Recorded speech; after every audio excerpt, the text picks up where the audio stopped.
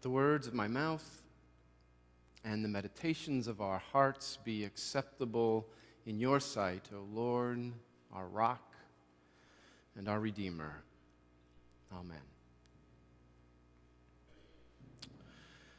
Last week, as the National Basketball Association was finishing the first round of championship playoffs, the country was stunned by the racist rants of Donald Sterling, owner of the Los Angeles Clippers franchise. In a recorded telephone conversation with his girlfriend, V. Stiviano, a model 40 years his junior, he chastised her for embarrassing him publicly by flaunting her associations with African-American celebrities like Magic Johnson, and told her not to bring any more of her black acquaintances with her to the Clippers games, and not to post any more pictures of her posting with black people on her social media accounts. When segments of the conversation were leaked to the press, it provoked outrage among NBA players and fans and quickly became the lead story on most of the news outlets. At their next game, the Clippers players came out for their warm-ups with their jerseys inside out to conceal the team's logo as a demonstration of the shame that Donald Sterling had brought onto the entire franchise. Adam Silver, the new commissioner of the National Basketball Association, demonstrated what I consider to be tremendous courage by quickly imposing the league's maximum $2.5 million fine on Sterling, banning him for life from attending any NBA-related activities, and urging fellow team owners to force Sterling to sell his ownership of the Los Angeles Clippers. It was a huge risk for Adam Silver to take, especially considering he had just been elected as the new commissioner and began his job in February of this year. He hasn't had much time or opportunity to win the confidence or support of all the different team owners. David Stern, his predecessor, had been commissioner for 30 years and never felt that he had enough leverage to take on Sterling himself. So what gave Adam Silver the courage to go out on a limb by acting so aggressively in response to those racist comments? After all, this wasn't the first instance of racist behavior by Donald Sterling. Elgin Baylor, the Clippers general manager from 1986 to 2008, filed a wrongful dismissal suit alleging racial discrimination against Sterling in 2009, claiming he ran his franchise with a plantation mentality, recruiting poor black players from the South and hiring white head coaches. Twice in the past decade, Sterling has been sued for discriminatory housing practices. In 2005, he settled a discrimination lawsuit filed by the Housing Rights Center, which represented more than a dozen tenants. He paid nearly $5 million in legal fees, plus the settlement that was paid out to the people who had filed the suit. In 2009, he paid more than $2.7 million to settle allegations that he discriminated against African Americans, Hispanics, and families with children in scores of apartment buildings that he owns throughout the Los Angeles area. It was the largest settlement ever obtained by the Justice Department in a housing discrimination case involving apartment rentals.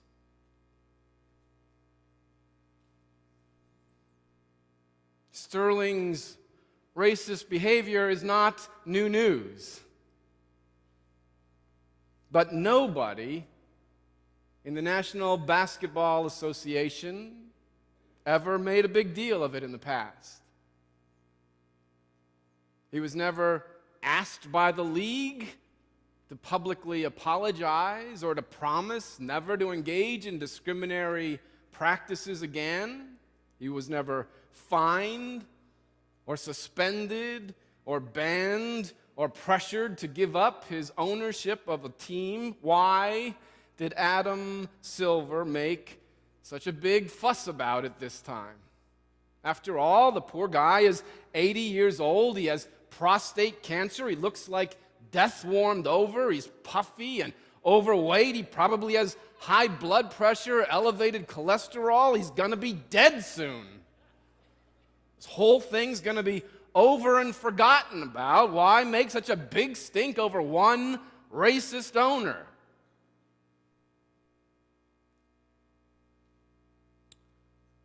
The truth is, with the LA Clippers posed to make a run deep into the playoffs, filling the Staples Center arena for every home game, generating incredible profits, we would have gladly continued looking the other way, ignoring and excusing the racism of Donald Sterling if that recording had never been made public. But once the truth was revealed for everyone to see, it could no longer be ignored.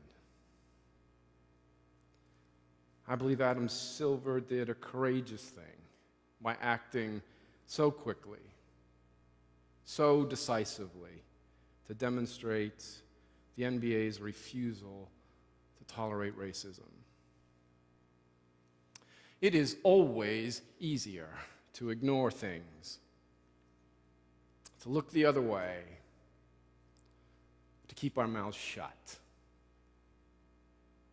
We can make up all kinds of excuses for not speaking up, for not getting involved, for not addressing those things that we know are wrong.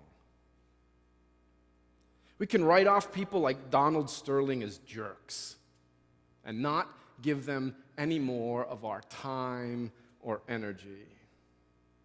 Confrontation is uncomfortable.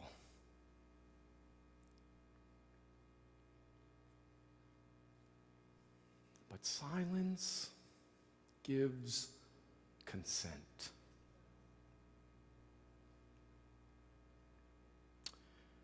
When we do nothing in the face of racist behavior, our passivity gives our tacit endorsement. When we don't find the courage to speak the truth that we know, our inactivity sends the message that it is okay to spew racial bigotry. It's okay to bully other people into behaving in ways that contradict their values. It's okay to say demeaning things that shame people with a different skin color.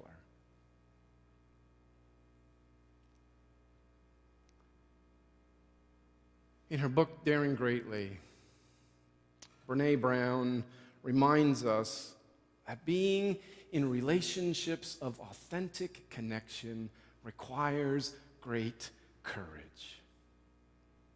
It requires our willingness to speak the truth to each other, even when we know it's not going to be well received.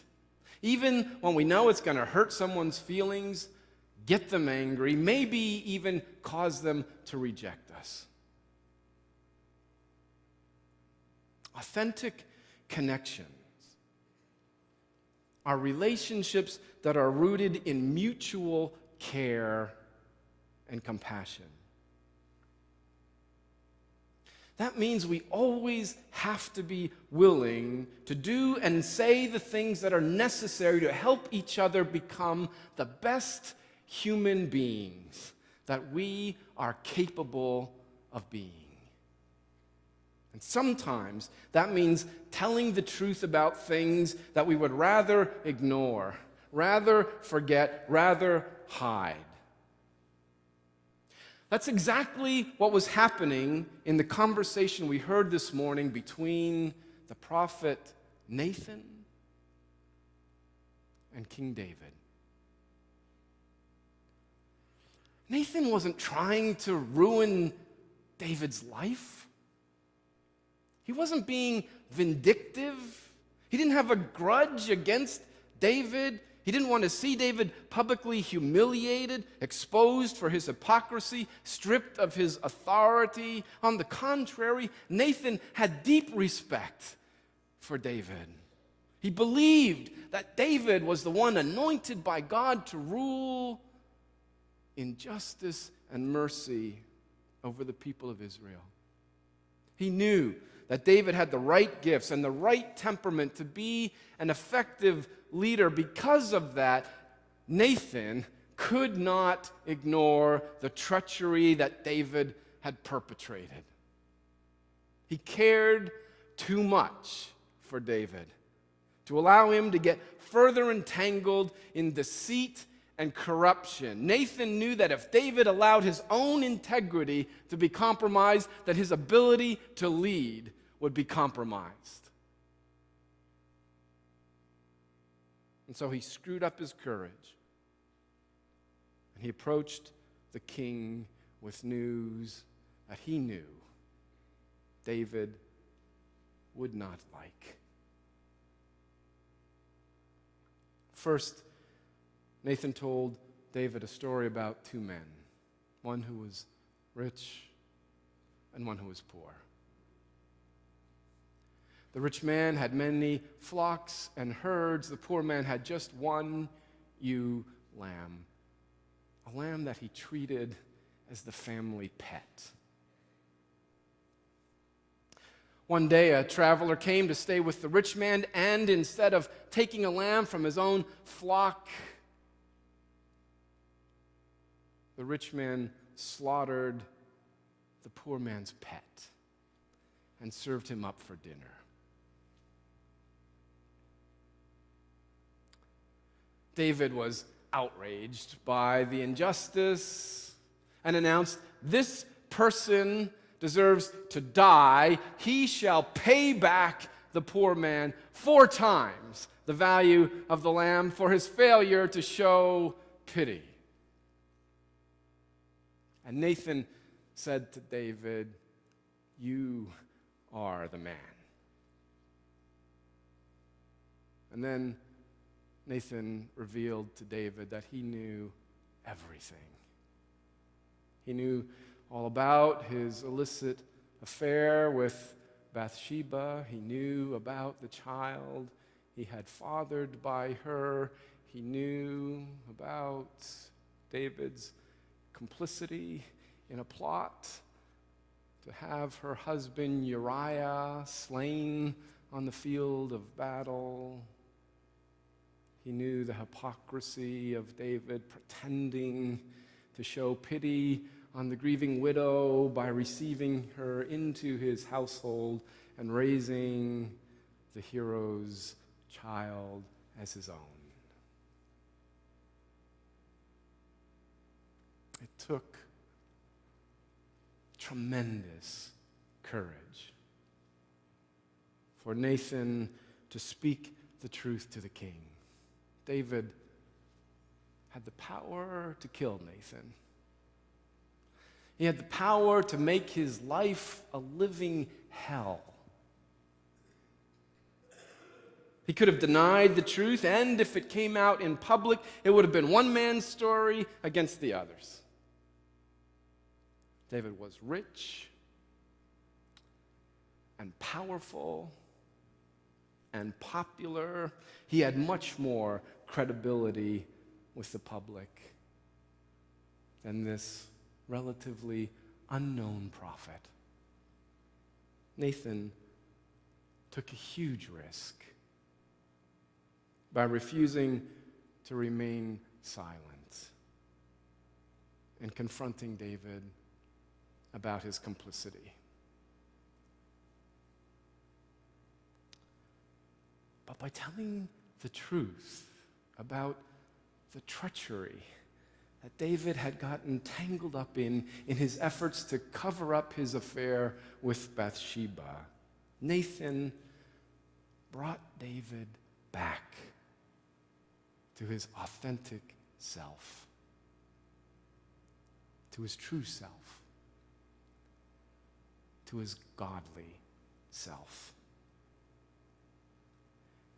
Instead of being burdened for the rest of his life, carrying the secret shame of what he had done, Nathan helped David face the truth and deal with the consequences. Nathan saved David's life. Because of his courage in confronting David with the truth, David repented and humbled himself, sought forgiveness, accepted the consequences of his sins, made amends, and after a period of grieving and healing was able to go on and become a great king, the greatest ruler ever to reign over the 12 tribes of Israel.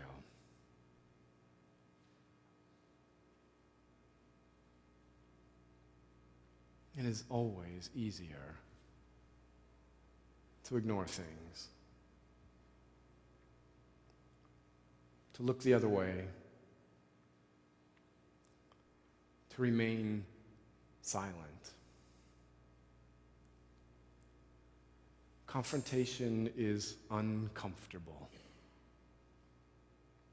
but silence gives consent.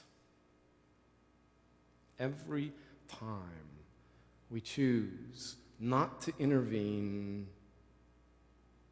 in addressing something that we know is wrong, we give it our tacit endorsement.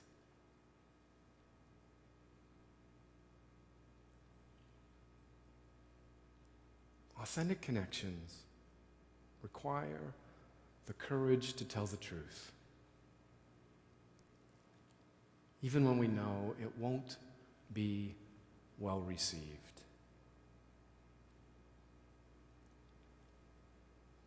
Authentic connections are those relationships that are rooted in deep levels of mutual care and compassion. Telling the truth to each other helps us become the people, the best people we are capable of being.